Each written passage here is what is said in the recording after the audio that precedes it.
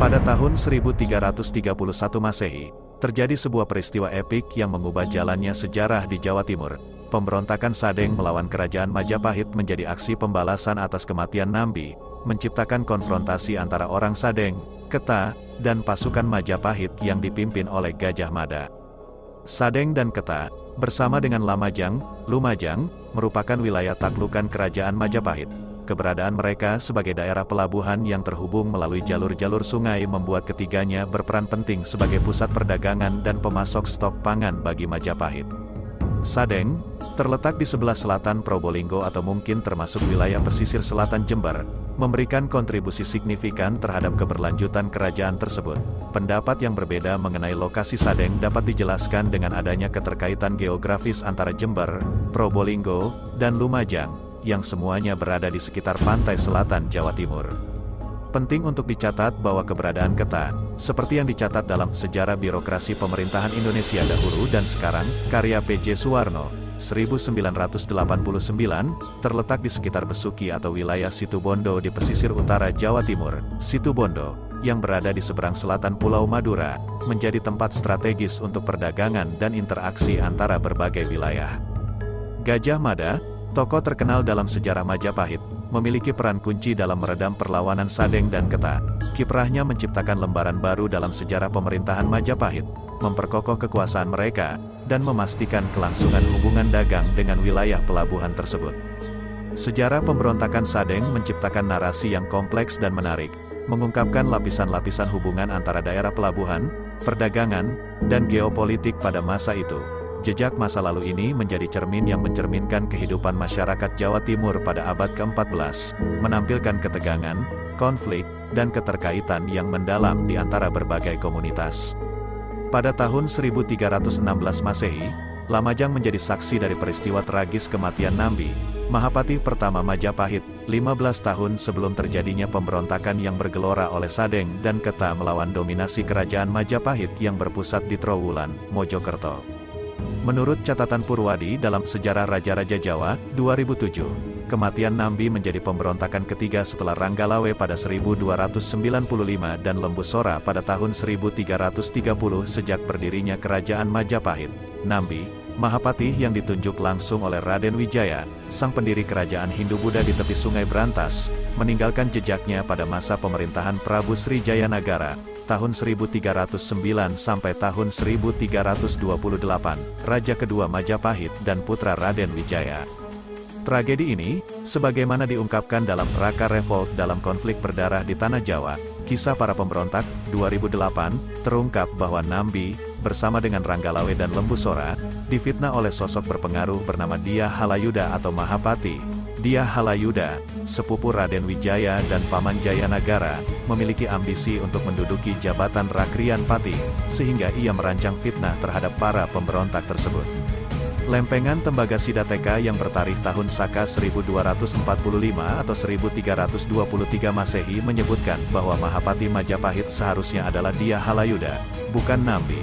Kematian Nambi disebabkan oleh serangan tiga panglima perang Majapahit, Jabung Tarewes, Lembu Peteng, dan Ikal-Ikalan Bang, menyisakan rasa pahit yang mendalam bagi masyarakat Sadeng dan Keta.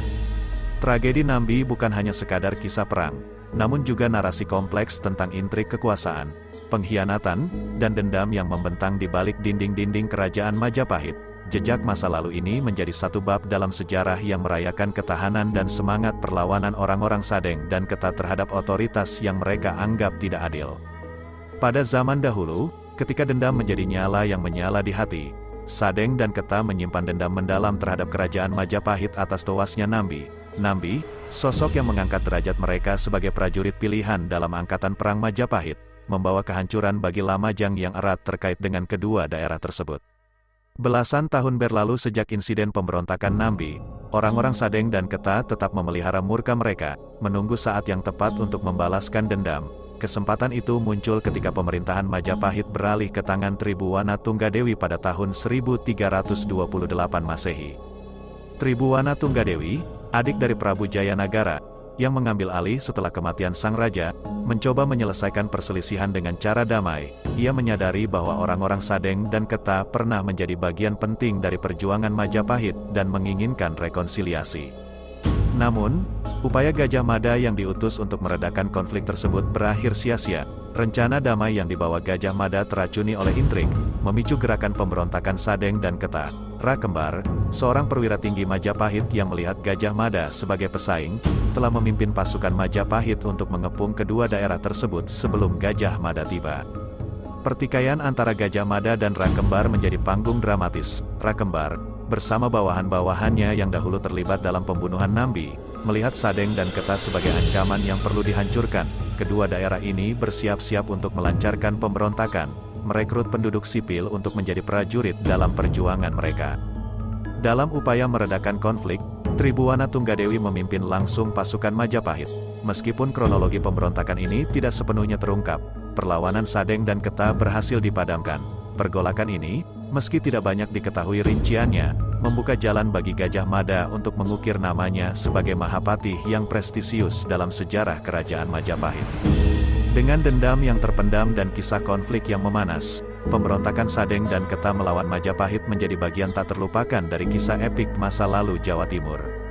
Di balik sejarah pemberontakan Sadeng dan Keta terdapat kisah yang penuh intrik, kolaborasi, dan sumpah terkenal yang mengukir jejak epik dalam sejarah Majapahit. Banyak versi menyinggung siapa yang berhasil memimpin penumpasan pemberontakan ini, memberikan nuansa misteri dan keunikan pada peristiwa tersebut. Menurut beberapa versi, ada yang menyebutkan bahwa Tribuwana Tunggadewi, Ratu Majapahit pada masa itu, memimpin penumpasan bersama sepupunya, Aditya Warman.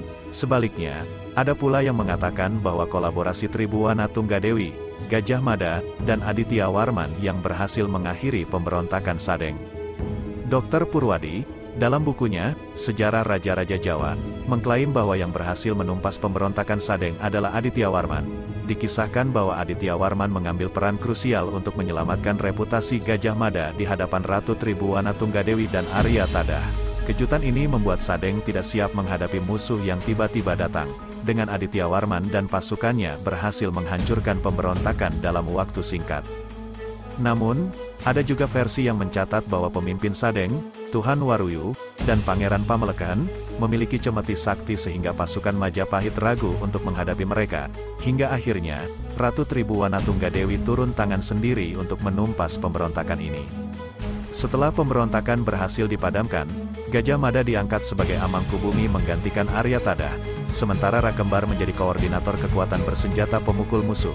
Peristiwa ini menyaksikan Sumpah Palapa yang terkenal diucapkan oleh Gajah Mada di Balairung Istana Majapahit, menciptakan catatan megah dalam sejarah Majapahit. Begitu pula, dalam naskah Pararaton, disebutkan Tribuwana Tunggadewi menjadi panglima perang dalam menghadapi pemberontakan Sadeng dan Keta, sementara dalam Nagara Kertagama, pemberontakan ini muncul sebagai aksi balas dendam atas kematian Patih pertama Majapahit, Nambi, pada tahun 1316.